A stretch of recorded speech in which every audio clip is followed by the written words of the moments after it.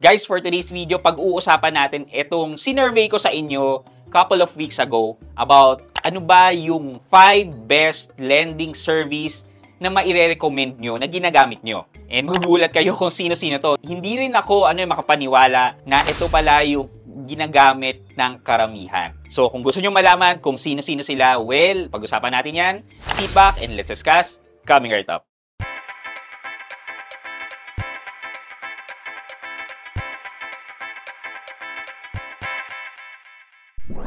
Hi guys, this is Pat and you're in Pat Quintos Review TV.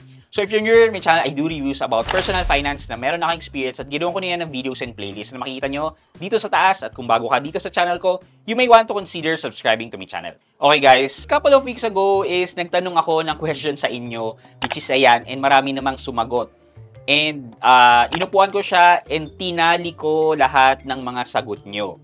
Eh, nagulat ako sa result nga kasi hindi ko inaakala na sila yung nasa top 5. Okay, pag-uusapan muna natin itong top 5 and later on sabihin natin kung sino itong mga runner-up na to. Number 5 natin ay si S-Loan. Ayan, si S-Loan by C-Money na makikita natin yan sa Shopee app. Okay, si S-Loan ay nakakuha ng around 18 votes. Yung interest ni S-Loan ay nag-range ng up to 54% per annum. May harassment ba kay S-Loan? Well, in terms of pagmumura, mga ganyan, pamamahiya, wala naman. They are following the fair collection practice. Makaka-reloan ka ba kay S-Loan? Pag nagbayad ka, yes, makaka-reloan ka naman. Meron lang minimum amount na kailangan. Like sa akin, ang minimum amount na reloan ko ay 10,000. Yung iba, 2,500, ganyan. So, it varies. So, you may want to check your app kung magkano. Lastly, are they considered as online lending app? Para sa akin, mga kilalang financial institution talaga sila. Okay, number 4 natin ay si Maya. Si Maya Credit. Okay, si Maya Credit ay nakakuha ng around 19 votes. And ang interest na pinapataw ni Maya ay up to 84% per annum. Nakakaras ba sila? Well, masasabi ko na hindi because isa sila sa mga kilala nagpapautang.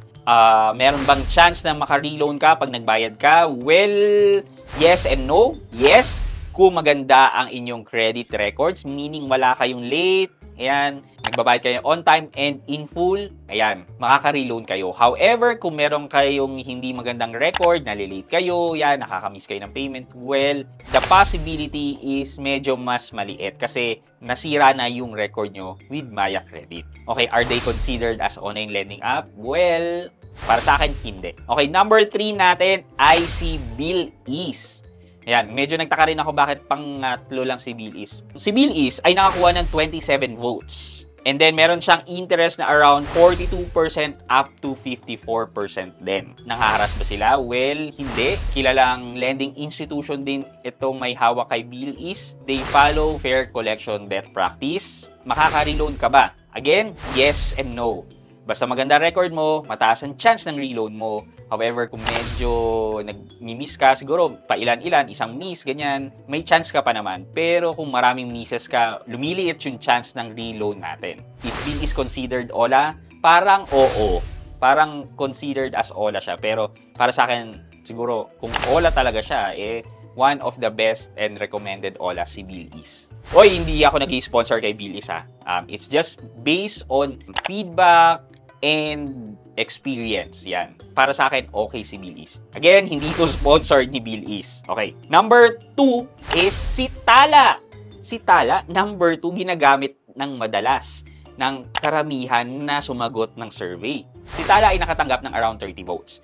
Given na si Tala ay masasabi ko na online lending app talaga siya. Meron siyang interest na up to 182% per annum. 'Di ba? Talagang OLA na OLA si Tala. Though legit siya na lending institution, pero ang taas talaga ng interest ni Tala. But based on feedback ng nakararami, maganda si Tala kasi straightforward, hindi namamahiya at okay ang customer service. And again, makaka-reloan ka ba kay Tala? Well, parehas lang din na as long as you maintain a good credit standing with Tala, makaka-reloan ka.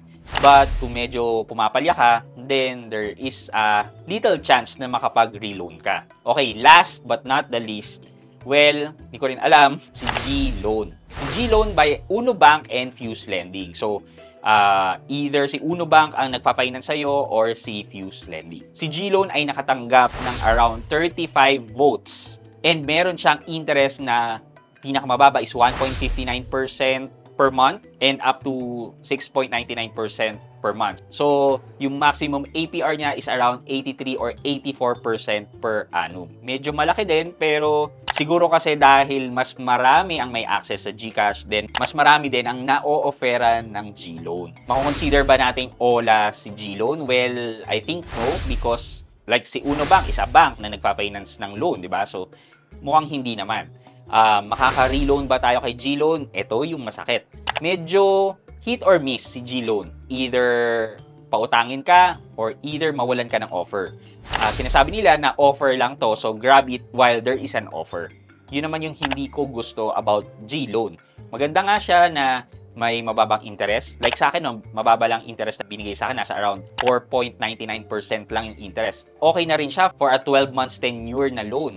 Pero yun nga, hit or miss siya. Kung hindi mo siya ginagamit, pwedeng matanggal yung offer sa'yo. Ayan, so basically, yan yung top 5 natin. Sino-sino ba yung runner-up? So, i-run through na lang natin. Number 6 natin ay si G-Credit, who garnered 12 votes. Number 7 natin ay si One Hand, na meron ding 12 votes. Si Mabilis Cash ay around 11 votes. Si Revy Credit ay around 10 votes. And then si G-Gives around 8 votes. And then, medyo mahaba pa yung list na tigi-isa, tigda-dalawa.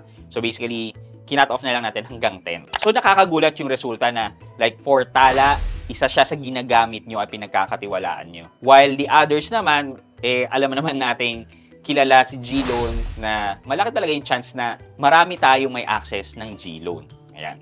Okay, for our question of the day. Ano yung next move na gagawin nyo? In case na alam nyo na itong app na to ay makaka-reloan kayo, and then binayaran nyo na kagad na malaki kasi inisip nyo, mauutang ko pa ulit yung buong principal amount ng inutang ko. And then it turns out na hindi pala. Anong gagawin nyo next? Manghihiram ba kayo sa iba? Maghanap kayo ng other loan app? Etc. Let me know sa comment section yung magiging game plan nyo. Para at least ready tayong lahat if in case na hindi tayo maka-reloan sa app na ginagamit natin, di ba? I-share natin yung yung mga game plan natin pag nangyari para alam din ng iba kung paano ang gagawin nila. Isulat niyo yan sa comment section sa baba at meron kayong chance na manalo ng 1,000 pesos sa ating weekly GCash giveaway.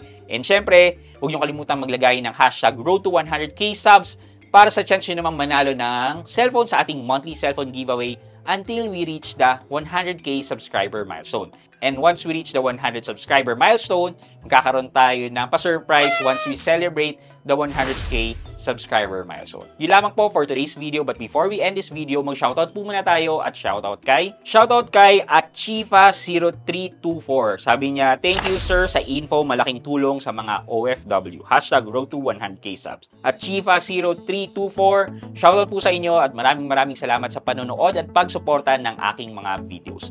Thank you so much. I hope you can like this video, leave a thumbs up, and if not, wala na problema dyan, but continue to support me by subscribing to my channel by clicking the subscribe button and also the bell button sa tabing subscribe para makareceive kayo ng latest notification sa lahat ng upload ko.